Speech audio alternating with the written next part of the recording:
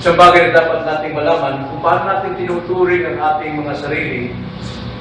Ito yung makikita ng maraming tao. May kita ito ng lahat kung paano natin tuturing ito. Kung ating ituring itong sarili natin na taas, marunong, magaling, makikita ito ng mga tao paano tayo kumikilos.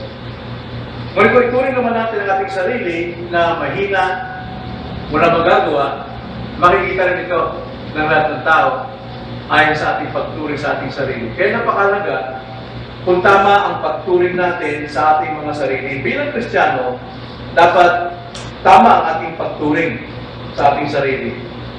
Buksan natin ang ating mga Bible sa Galatians chapter 2 verse 20. Galatians 2 verse 20. Isang kabisanong talata ito na ating pag-aralan. Gusto ko lang bigyan ng diin ito sa ating mga buhay. Ang sabi ni Pablo, ako ay pinakong kasama ni Kristo at hindi na ako ang nabubuhay. Kundi si Kristo ang nabubuhay sa akin.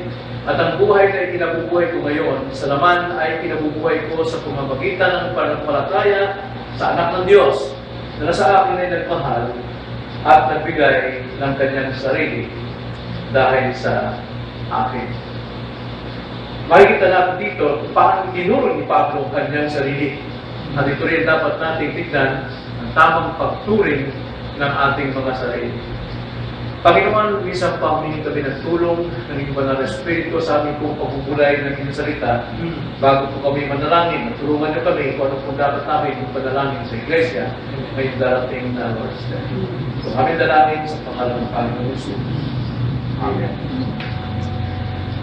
Nung matatanda ninyo sa John 12:24, may sinabi ang Panginoon sa kanyang mga alagad na ang sabi niya, katotohanan sinasabi ko sa inyo, maliban ang butil ng trigo ay mahulog sa lupa at mamatay, ito ay mananatiling nag-iisa.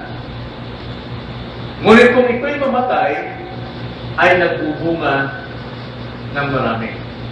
Alam natin ang context doon, na tinuturo ng Panginoon na hanggat hindi siya napako sa krus, mamatay at ilibing, ay hindi magkakaroon ng buhay ang mga tao. Walang kaligtasan. Ito'y may kaugnayan din sa ating buhay na kung tayo din ay hindi mamatay sa ating sarili, mamatay sa ating mga kasalanan, hindi tayo makakapamuhay nagsagana sa Diyos. At itong talatang ito, Galatians 2:20, napakasimple lang na pangungusap, ngunit pabigat ang likuran kung bakit sinabi ito ni Pablo. Sa Galatians chapter 2, ikinuwento ni Pablo kung paano niyang sinaway at nirebuke si Peter. Dahil si Pedro, sa kasalukuyan yun ay namumuhay siya kasama ng mga hintil. Kumakain siya, nag-uugali siya ng hintil dahil mga Kristiyano. Ngunit kung mabalitaan niya na parating ang grupo ni Santiago ng mga Hudyo, abay nagbago siya. Pinipilit niya ngayong turuan yung mga hintil na mamuhay ng mga Hudyo manumbalik sa kautusan. At dahil dyan, naggalit si Pablo at harapan siyang talagang mukha ang nirebuke ni Paul, si Peter, na sabi, Hudyo ka na namumuhay sa mga hintil. At ngayon, narinig mo ang pagdating ni Santiago, pinipilit mong maging Hudyo ang mga hintil. Pinalaya na tayo sa kautusan ni Moises, bakit pa tayo manunumbalik doon at ituro sa mga Gentiles? At dahil doon, si Pablo ay sumulat at ito ang kanyang sinabi. Pinantigan ni Pablo rito na siya ay patay na sa lumang pagkatao sapagkat kasama siya ng ako ni Kristo at kung paano siya nabubuhay ngayon sa pananampalataya ay pananampalataya sa Panginoon na nagmamahal sa Kanya at nagbibigay ng buhay sa Kanya. Kaya nga, makikita natin talatang ito na nagbibigay sa atin ng unawa na ang sabi ni Pablo, lahat ng mga Hudyong naligtas na mula sa sumpa ng kautusan ay dapat mamuhay sa biyaya sa Diyos na nasa Kristo. At bilang mga Kristiyano din sa ating panahon, tayo man ay tinubos na ni Jesus Christ sa kasalanan. Kaya hindi tayo dapat mamuhay na alipin ng kasalanan, kundi mamuhay tayo sa isang bagong buhay ng biyaya na nasa Kristo. At yun, marami ang nahuhulog dyan. Kaya dapat magkaroon tayo ng pamuhay bilang bagong buhay kay Kristo sa pamagitan ng pagturing natin sa ating sarili sa tatlong bagay. Na paano daw makapamuhay ng tama kay Kristo, dapat magkaroon tayo ng pagturing sa sarili sa tatlong paraan. Una, bilang Kristiyano, ituring ang sarili na naipako na kasama ni Kristo. Dahil Kristiyano, kasama na tayong napako kay Kristo. Ito ang sinasabi ni Pablo kay Pedro. Hindi ka na alipin sa mga kautusan ni Moises. Wala nang kapangyarihan ng kautusan ni Moises dahil ikaw ay kasama ng napako kay Kristo. Hindi ka na dapat maging sunod-sunuran, maging alipin kung ano ang dapat gawin sa batas ni Moses upang maging kumpleto ang pagiging Kristiyano. Malaya ka na. Kaya Kristiyano din naman, tayo ay huwag matakot na maglingkod sa Panginoon, na huwag tayo magpalipin sa kasalanan. Ang sabi nga ni Pablo sa Corinthians chapter 15, verse 55, verse 56, O kamatayan, nasaan ang iyong pagtatagumpay? O kamatayan, nasaan ang iyong tibok, ang iyong sting? Nasaan ang iyong kamandag? Ano bang kamandag ng kasalanan? Kamatayan. Ang tibok o kamandag na kamatayan ay ang kasalanan. At ang kapangyarihan ng kasalanan ay ang kautusan. Kaya nga, sa kautusan, marami ang naniniwala na sila maliligtas doon, pero hindi na alam ito ay naglalantad ng kasalanan at mahalipin lamang kung Kristo doon. At tayo din naman, ay mga naligtas na sa kasalanan, hindi tayo dapat matakot sa tibo ng kasalanan, walang iba kundi kamatayan. Magagawa na natin sundin ang utos ni Kristo ayon sa kanyang biyaya na huwag bigyang pagkakataon ang kasalanan. Ituring natin ang ating sarili na patay na sa lahat ng mga tukso ng kasalanan, sa lahat ng pananakot ng kasalanan, ay ituring natin ang ating sarili patay na tayo nakapako kasama ni Kristo. Patay na tayo sa ating sarili. Kaya ng isang missionary, si James Calvert, nagpunta siya sa Fiji Islands. Sa Fiji Islands, ito ay mga isla ng mga cannibals. At gusto niya mag-mission doon. Gusto niya mag-minister sa mga cannibals. Kaya nung ihatid siya ng barko, pagkalapin niya sa isang pier, ang sabi ng kapitan, huwag kayong pupunta dyan. Mamamatay kayo lahat, pati kasama ko. Mamamatay kayo dahil panay cannibals yan. Ang sabi ni James Calvert, patay na kami. Dati, bago pa lamang kami pumunta rito. Anong itatatakot namin? Yun din ang pagturing natin dapat. Isipin natin, ituring natin na tayo napako kay Kristo, patay na tayo, eh wag tayo matakot. Parang kamatayan ang dulot ng kasalanan dito sa atin. Hindi tayo dapat matakot sa kasalanan, dapat ito labanan, pagtagumpayan, dahil hindi na ito makakalitin sa atin. Ikalawa, yun ang una, dapat itrato natin, ituring natin na tayo kasamang namatay kay Kristo o napako kay Kristo para hindi na makapaglari kasalanan. Ikalawa, bilang Kristiyano, ituring ang sarili na hindi na tayo nabubuhay sa sarili. Hindi na tayo nabubuhay sa sarili. Yan ang sinasabi ni Pablo kay Pedro. Pedro, bakit ka pumapalik doon? Sa batas ni Moises, bakit pinipilit mo mga Gentiles? Hindi na tayo nabubuhay sa ating sarili. Si Kristo na ang nabubuhay sa atin. Nagsabi sa ating text, Galatians 2:20, sabi ni Paul, ako'y pinakong kasama ni Kristo at hindi na ako ang nabubuhay, kundi si Kristo ang nabubuhay sa atin. Yan ang katwiran ni Pablo, kaya siya nakakapaglingkod talaga sa Diyos ng buong buo. Ibig sabihin ni Pablo rito, hindi na ikaw, sa iyong bagong pagkatao, hindi na ikaw ang nakatira dyan. Nagpalit na kayo ni Jesus Christ. Nagpalit na tayo. Actually, ganun talaga ang nangyari sa atin eh. Once na sumumpalataya tayo kay Kristo, kinuha niya yung ating karumihan, ang ating kasalanan, at yung kanyang katwiran ay binigay sa atin. At hindi lang yun, mismo ang Espiritu ni Kristo ay naninirahan sa atin, sa ating bagong pagkatao. Kaya, sa buhay nito, sabi ni Paul, hindi na ako nabubuhay, kundi si Kristo nabubuhay dito sa atin. Yun ang dapat natin ituring sa bawat sandali ng ating buhay. We are Christians. Christ lives in me. Dapat yun ang ating laging bigyan ng diin. Tinubos na tayo. Bagamat tayo ay nasa laman pa, ngunit ang tunay na ikaw ay tahanan ni Kristo. Sa ating flesh, nandyan tayo, yung ating old nature. Pero yung ating pagiging bagong tao, mahirap ipaunawa ito, mahirap ipanuwanan, pero alam natin, nandiyan ka, bagong nilalang ka, pero nananatili pa rin ang iyong kasalanan, at nandun ka. Pero sa totoong kalagayan mo bilang bagong tao, si Kristo ang nananahan sa iyo. At yun ang dapat natin pagdarihin sa buhay natin, na hindi na tayo nabubuhay sa ating sarili, kundi si Kristo. Ito lang tandaan natin.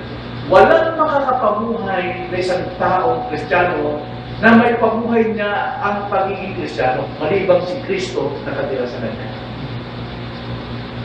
Yan ang katotohanan. Yung nagagawa nating sumamba, nagagawa nating manalangin, nagagawa nating tumawag sa Diyos, hindi dahil sa atin, kundi dahil kay Kristo na nasa atin.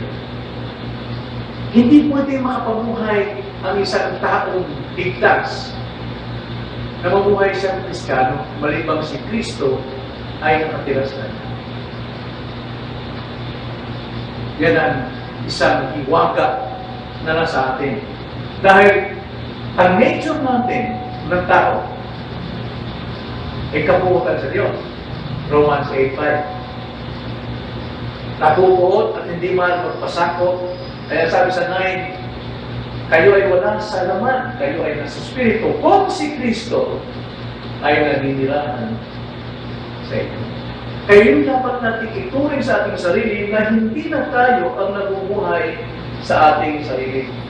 Sa ating Christian living, si Kristo ang gumagawa nito sa Kanya, kaya tayo nagbubunga ng magaganda. Tayo ay nagbibigay, tayo ay nagiging matulungin, maalalahanin, nananalangin, dahil kay Kristo. Sa ating namang Christian service, paglilingkod natin, si Kristo pa rin ang nagpapatutuo sa atin. Nasishare natin si Christ. Tayo ay nakapagsalita tungkol kay Kristo, tayo ay nakapagpapatutuo, tayo malatag dahil kay Kristo. Ang totoo yung sabi ng Bible, sa sandaling tayo ay naging pag-usap, yung desire natin na ipahayag ng gospel, si Christ ang nagkuto sa atin. Ang kanyang Espiritu. Romans 15:18.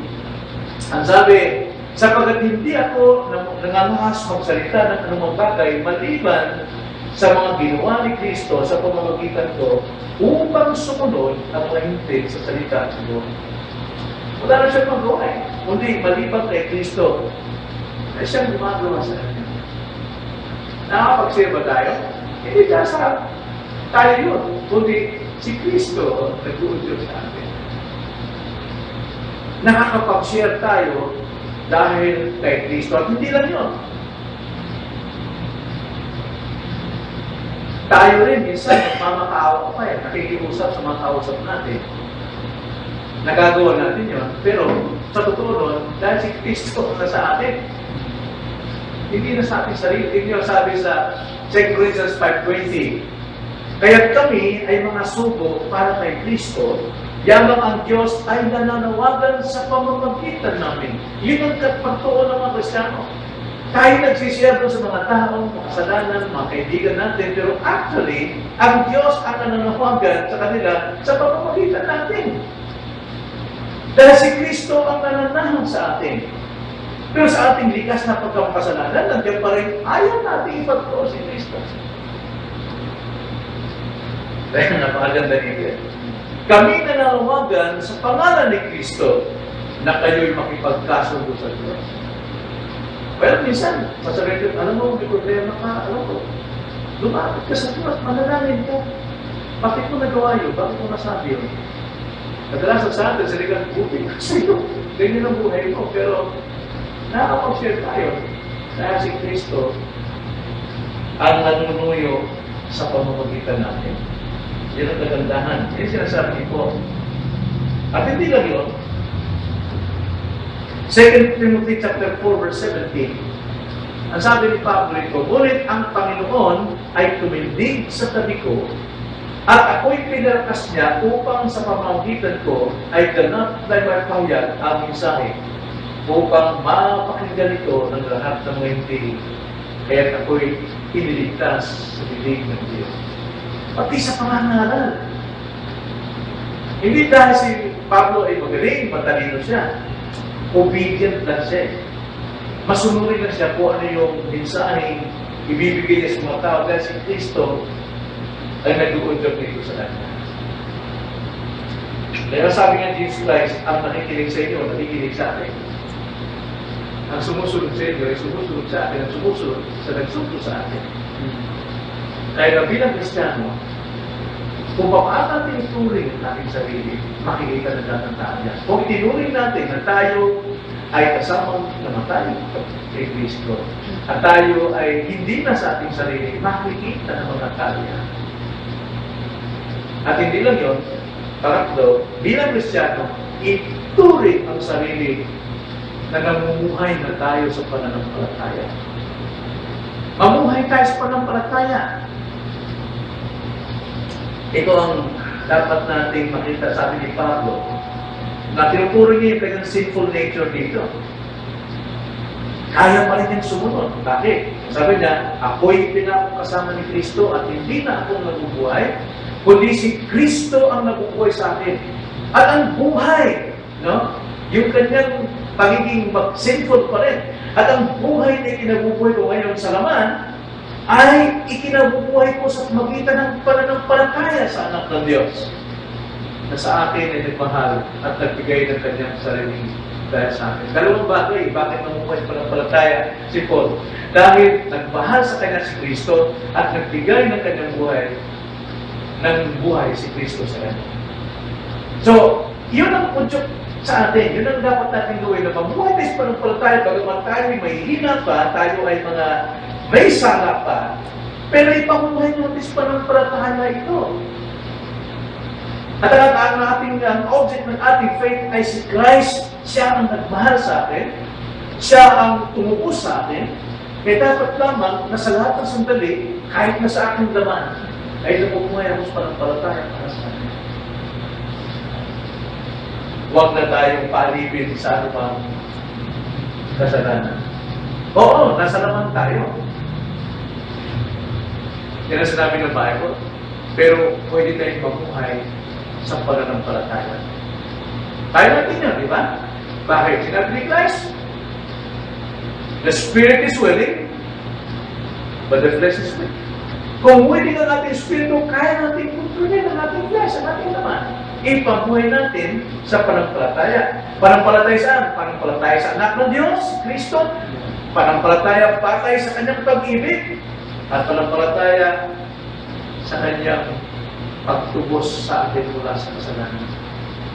At ang faith na ito, kung ito ang ating laging ituring sa ating sarili, ang faith na ito ay nananagumpay sa atin sa araw-araw.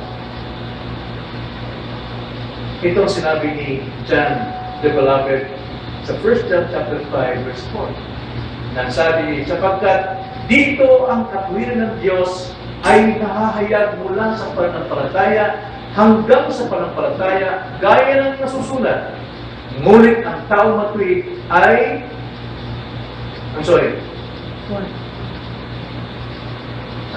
Hindi yun. Lumaktaw ako. 1 John 5:4. Sapagkat ang sino ang ipinanganak ng Diyos ay dumadaig sa sanlibutan. At ito ang tagumpay na dumadaig sa sanlibutan. Ang alin? Ang ating pananampalataya. Nasa laman tayo. Oo, pero yung laman natin, ipinamumuhay na Diyos pananampalataya kay Yesu Kristo. Kaya tayo ay maaaring managumpay. At kahit na tayo may laman pa, ang sabi ni Pablo sa Romans 1:17 ay mga matuwid. The righteous live by faith. Naalam, bagamat tayo ay nasa laman pa, pero ang laman natin is forgiven. Kaya ang ating pagkatao bilang laman ay dapat namumuhay sa pananampalataya. Kailangan talagang mabuhay sa pananampalataya upang tayo ay makapanagumpay sa mundo nito. At yung faith natin, ito ang ating kapayapaan. Kung hindi tayo mabuhay sa pananampalataya, magulo ang buhay natin. Kaya sabi sa Isaiah 23 verse 3, 26 verse 3 to 4, yung ingatan siya sa ganap na kapayapaan ng pag-iisip ay nanatili sa iyo sapagkat siya ay nagtitiwala sa iyo. Siya ay sumasampalataya sa iyo. Magtiwala kayo sa Panginoon pagpakilanman sapagkat ang Panginoong Diyos ay isang batong walang hanggan. Kaya sabi, ito ang ating kapayapaan. Kaya kung ating durugtong yung sa panahon ni Solomon sa Proverbs 3:5, trust in the Lord. Know your heart. Lean not to your understanding. And in all your ways, acknowledge Him. And He will direct your path. Yan yung napakaganda sa buhay natin. So, ituring natin ang ating sarili sa bagay. Para, una, tayo napakang kasama ni Kristo. Patay na tayo sa ating lumang pagkatao. Ang ating lumang makakasal. Ikalawa, ituring natin ang ating sarili na hindi na tayo namumuhay sa ating sarili. It is no longer I who lives, but Christ lives in me. And the life that I now live in the flesh, I live by faith in Christ na siyang bibig sa akin at nagbigay ng buhay sa akin. So, nung unang panahon, hindi pa kayo Kristiano, ay masyadong mahal natin yung sarili, masyadong self-centered, diba? Minamahal natin sarili natin, akin to. Huwag mong salangin ito. Huwag mong saktan ito. Pero actually, ang sabi sa Bible, pag-agi sa talas ito. Diba? John 8:44, you are children of the devil. At ang sabi sa Ephesians chapter 2 verse 2, kayo'y mga anak ng kapuotan. Bakit? Verse 12, dumakpas tayo. Ephesians 2:12, kayo'y dating mga hiwalay kay Kristo at wala kayong mga Diyos. Kayo'y anak ng kapuotan. Pag-aari ni Satanas. Pero ngayon, hindi na ganoon eh. Hindi na ganoon. 1 Corinthians 3:19-20, kayo'y tinubos ng mahalagang bagay ang dugo ni Kristo. Hindi na kayo ang may-ari ng inyong katawan. Ang inyong katawan ay templo ng Diyos. Kaya parangalan ninyo ang Diyos sa inyong katawan. Sa inyong laman. Hindi na sa atin ito eh. Ito ay sa Panginoon. Pinili na tayo ng Panginoon. Kaya ituring natin ang ating sarili. Patay na tayo sa ating kasalanan. Tayo ay tirahan ng Espiritu Santo at mabuhay tayo sa pananampalataya. So, paano na mag-glorify ang Diyos sa iyong sarili? Paano? Yung panghuli, mabuhay sa pananampalataya. Pananampalataya ang dumadaig ng sanlibutan. Ito ang dumadaig sa sanlibutan. So, ngayong gabi, ipag-pray natin ang iglesia. Ipag-pray natin ang mga members. Unang-una, ipag-pray natin na sana ang mga kapatid natin huwag nang paalipin sa kasalanan. Sila'y mga namatay na kasama ni Kristo. At ikalawa, na sana sila ay mabuhay alang-alang sa Diyos at hindi na sa kanilang sarili. At ikatlo, higit sa lahat, anuman ang kalagayan, ay mabuhay sa pananampalataya. Kaya, overcome the world. Tayo manalangin mga kapatid. Panginoon, salamat po sa inyong mga salita na tunay, Lord, na napakakakila ng inyong pong gawa sa aming buhay. Tunay, Lord, na aming pong ituring ito sa aming sarili. Itrato namin ang aming sarili na kami po ay kasamang namatay ni Kristo at hindi na kami ang namumuhay sa aming sarili at dapat lang na ang aming pong natitirang buhay pamuhay namin sa pananampalataya kay Kristo na siyang umibig sa amin at nagbigay ng kanyang buhay para kami magkaroon ng buhay na walang hanggan. Maraming salamat po. Aming dalangin sa pangalan ng Panginoon. Amen.